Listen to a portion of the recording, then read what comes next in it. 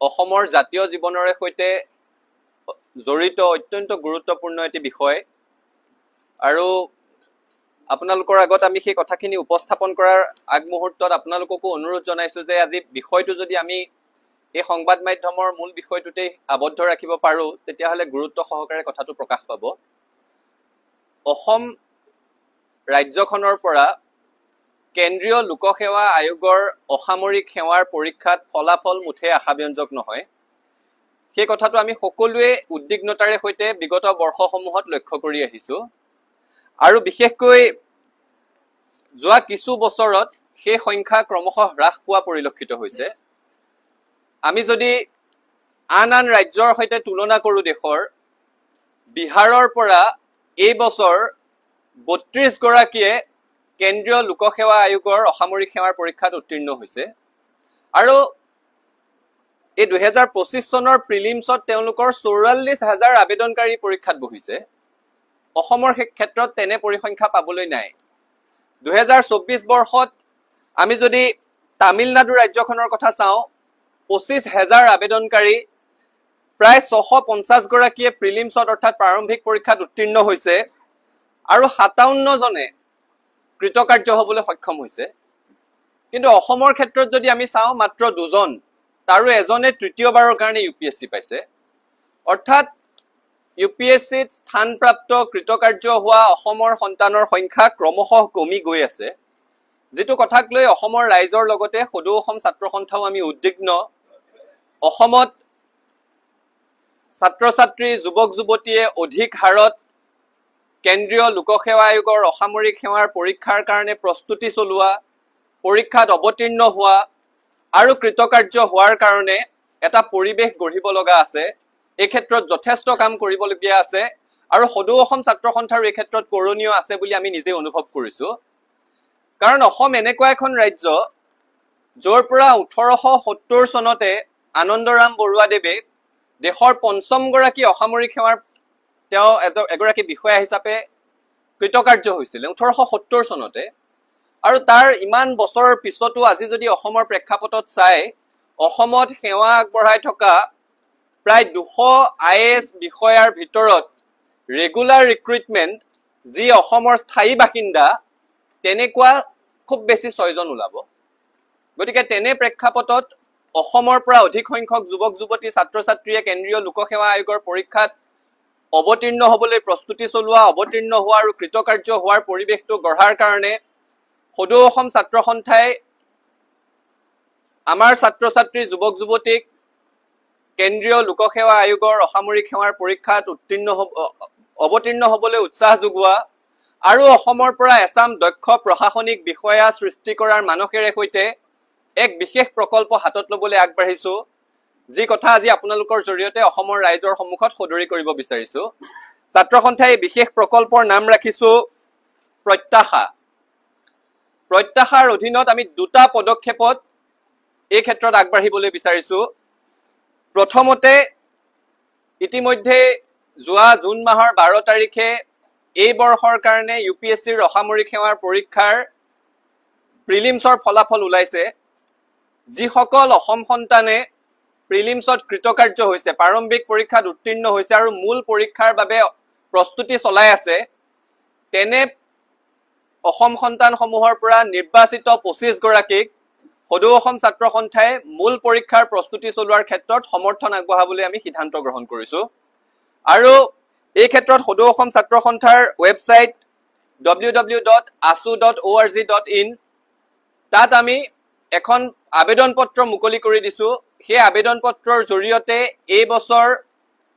UPSCৰ অসামৰিক সেৱাৰ প্ৰাৰম্ভিক পৰ্যায়ত কৃতকাৰ্যতা লাভ কৰা অসম সন্তানে আবেদন কৰিব পাৰিব আৰু আবেদনকাৰীসকলৰ ভিতৰত নিৰ্বাচিত ২৫ গৰাকীক আমি সমৰ্থন আগবঢ়াবৰ কাৰণে সিদ্ধান্ত গ্ৰহণ কৰিছো। আজিৰে পৰা এই সংবাদমেল আয়োজন কৰা মুহূৰ্তৰ পৰা অহা ২৯ জুন পৰ্যন্ত এই আবেদনৰ প্ৰক্ৰিয়াটো খোলা থাকিব আৰু জুলাই মাহৰ প্ৰথম সপ্তাহতে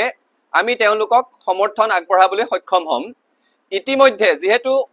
প্ৰিলিমছৰ ৰিজাল্ট দিয়াৰ পৰা এতিয়ালৈকে প্ৰায় 10 দিন অতিক্ৰম কৰিছে, গতিকে মূল পৰীক্ষাৰ প্ৰস্তুতি চলাই থকা বহু যুৱক যুৱতীয়ে ইতিমধ্যে তেওঁলোকে কোনো প্ৰতিষ্ঠানত কোচিং লৈছে বা বেলেগ ধৰণে প্ৰস্তুতি আগবঢ়াই লৈ গৈ আছে গতিকে যিসকলে ইতিমধ্যে তেওঁলোকৰ কোনোবা প্ৰশিক্ষণ প্ৰতিষ্ঠানত নাম ভৰ্তি কৰিছে বা বেলেগ ধৰণে প্ৰস্তুতি চলাই আছে তেওঁলোকেও ইয়াত আবেদন কৰিব পাৰিব আৰু তেওঁলোককো আমি সমৰ্থন আগবঢ়াবলৈ যথাসম্ভৱ চেষ্টা কৰিম এই ক্ষেত্ৰত মূল পৰীক্ষাত উত্তীৰ্ণ হোৱা ছাত্ৰ ছাত্ৰীসকল যুৱক যুৱতীসকলে তেওঁলোকে যি ধৰণেৰে বিচাৰে যি প্ৰতিষ্ঠানত বিচাৰে অফলাইন পদ্ধতিৰে বিচাৰে বা অনলাইন পদ্ধতিৰে বিচাৰে সমৰ্থন আগবঢ়াবৰ কাৰণে ছাত্ৰ সন্থা প্ৰস্তুত হৈ আছো এটো হৈছে প্ৰথম পদক্ষেপ আন এটা আমি দীৰ্ঘম্যাদী প্ৰকল্পৰ কথা সদৌ অসম ছাত্ৰ সন্থাই চিন্তা কৰিছো যেটো প্ৰত্যাশা প্ৰকল্পৰ দ্বিতীয় পদক্ষেপ আৰু এই পদক্ষেপৰ অধীনত সদৌ অসম ছাত্ৰ সন্থাই অসমৰ পৰা নিৰ্বাচিত 26 গৰাকী ছাত্ৰ ছাত্ৰী যুৱক যুৱতী আৰু উত্তৰ পূবৰ আন ৰাজ্যসমূহৰ পৰা উত্তৰ পূৰ্বাঞ্চল ছাত্ৰ সংগঠনৰ যিসমূহ সহযোগী সংগঠন আছে তেওঁলোকৰ দ্বাৰা প্ৰত্যেক ৰাজ্যৰ দুগৰাকীকৈ মুঠ 14 গৰাকী অৰ্থাৎ অসমৰ 26 গৰাকী উত্তৰ পূৰ্বাঞ্চলৰ আন ৰাজ্যৰ 14 গৰাকী মুঠ 40 গৰাকীকৈ যুৱক যুৱতী ছাত্ৰ ছাত্ৰীক প্ৰতি বছৰে ইউপিএসসিৰ অসামৰিক সেৱাৰ প্ৰশিক্ষণৰ কাৰণে দিল্লীত পঠিয়াই প্ৰশিক্ষণ গ্ৰহণ কৰাৰ ব্যৱস্থা কৰি দিবৰ কাৰণে সিদ্ধান্ত গ্ৰহণ কৰিছো আৰু এই বিষয়ে আপোনালোকক বিস্তৃতভাৱে আমি কিছুদিনৰ পিছতে পুনৰ দাঙি ধৰিম আজি প্ৰথম পদক্ষেপটোৰ বিষয়ে কৈছো প্ৰাৰম্ভিক পৰীক্ষাত উত্তীৰ্ণ হৈ মূল পৰীক্ষাৰ বাবে প্ৰস্তুতি চলাই থকা অসম সন্তানসকলক ছাত্ৰ সন্থাই সমৰ্থন আগবঢ়াব তেওঁলোকৰ মূল পৰীক্ষাৰ প্ৰস্তুতিৰ বাবে অনলাইন বা অফলাইন যি ধৰণে তেওঁলোকে বিচাৰে দেশৰ যি প্ৰতিষ্ঠানতে তেওঁলোকে বিচাৰে তেওঁলোকৰ প্ৰস্তুতিৰ ক্ষেত্ৰত ছাত্ৰ সন্থাই সমৰ্থন আগবঢ়াব আৰু দ্বিতীয় পৰ্যায়ত যেটো কথা আমি কিছুদিনৰ পিছত আপোনালোকৰ ওচৰত বিস্তৃতভাৱে সদৰি কৰিম এক বাছনি পৰীক্ষাৰ জৰিয়তে অসমৰ 26 গৰাকী উত্তৰ পূবৰ আন ৰাজ্যৰ পৰা 14 গৰাকী মুঠ 40 গৰাকী যুৱক যুৱতীক দিল্লীলৈ নিৰ্বাচিত প্ৰশিক্ষণ প্ৰতিষ্ঠানত ইউপিএসসিৰ অসামৰিক সেৱাৰ পৰীক্ষাৰ বাবে প্ৰশিক্ষণ গ্ৰহণ কৰিবলৈ ছাত্ৰ সন্থাই প্ৰেৰণৰ সিদ্ধান্ত লৈছো আমাৰ এটাই লক্ষ্য অসমত এটা পৰিৱেশ সৃষ্টি কৰিব লাগে কাৰণ ৰাজস্থানৰ কথা যদি কওঁ তাত এটা মিনা নামৰ জনগোষ্ঠী আছে সেই মিনা জনগোষ্ঠীৰ পৰা বিগত এটা দশকত প্ৰতিটো বছৰত 30ৰ পৰা 35 গৰাকীয়ে গড়ে অসামৰিক সেৱাৰ পৰীক্ষাত উত্তীৰ্ণ হৈ আহিছে অসমৰ ক্ষেত্ৰত সেই সফলতা নাই ক্ৰমশঃ কমিহে আহি আছে গতিকে তেনে প্ৰেক্ষাপটত অসমৰ পৰা অধিক সংখ্যক ছাত্ৰ ছাত্ৰীয়ে যাতে কেন্দ্ৰীয় লোকসেৱা আয়োগৰ অসামৰিক সেৱাৰ পৰীক্ষাত অৱতীৰ্ণ হ'বলৈ উৎসাহ পায় আৰু অসমৰ পৰা যাতে এছাম দক্ষ প্ৰশাসনিক বিষয়াৰ সৃষ্টি হয় সেই উদ্দেশ্যৰে হৈতে ছাত্ৰ সন্থাই এই প্ৰকল্প হাতত লৈছো এই ক্ষেত্ৰত অসমৰ বিশিষ্ট শিক্ষাবিদ অসমৰ শ্ৰদ্ধাৰ ৰাইজ শিক্ষাগুৰুসকল সকলোৰে আশীৰ্বাদ অভিভাৱকত্ব আমি কামনা কৰিছো আৰু এই গোটেই প্ৰক্ৰিয়াটো আগবঢ়াই নিয়াৰ ক্ষেত্ৰত ডিব্ৰুগড় বিশ্ববিদ্যালয়ৰ প্ৰাক্তন উপাচাৰ্য অধ্যাপক ডক্টৰ অলোক কুমাৰ বুঢ়াগোহাঁই ছাৰ অসম দক্ষতা বিশ্ববিদ্যালয়ৰ বৰ্তমানৰ উপাচাৰ্য তথা অৱসৰপ্ৰাপ্ত আইএছ বিষয়া শ্ৰী সুভাষ চন্দ্ৰ দাস ডাঙৰীয়া অৱসৰপ্ৰাপ্ত আইএছ বিষয়া হিমাংশু শেখৰ দাস ডাঙৰীয়া ভাৰতীয় ৰেল সেৱাৰ অৱসৰপ্ৰাপ্ত বিষয়া শ্ৰী ৰবীন কলিতা ডাঙৰীয়া